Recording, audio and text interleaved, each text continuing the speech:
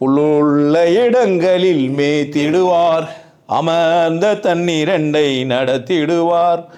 நான் உங்களுக்கு ஒரு மேய்ப்பர் மாதிரி உன்னை என்ன பண்ணுவேன், உனக்கு தேவை தெரியாமல் தெரிஞ்சிருந்தா கூட உன்னை கூப்பிட்டு என்ன பண்ணுவேன், கொட்டி தள்ளிலையா, சந்தோஷமா இரு, கொண்டாடுதான் இங்கே வந்த இல்லை.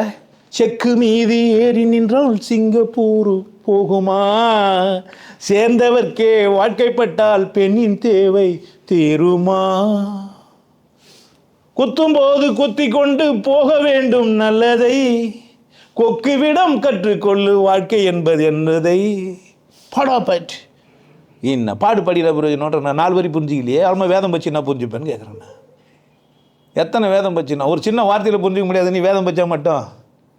ஐயோ பாவமாக இருக்குது. ஞானம் எங்கே இல்லைன்னு கேட்குறேன் நான். ஞானம் இல்லாத ஒரு இடம் இருக்குதா? ஒரு முகத்தையும் பார், ஞானம் அப்படி மேலே பிளிரும். ஏன் அது சோகமாகுதுன்னு தெரியும், அது ஏன் வாழ மாட்டேந்தே, ஏன் அவ்வளோ ஆணவம் திமிரு, நான் என்று அகந்த, என்னால் தான் எல்லாம் முடியும், எனக்கு மட்டும்தான் எல்லாம். உண்மை எப்படி இதே எல்லாருக்கும் தான்.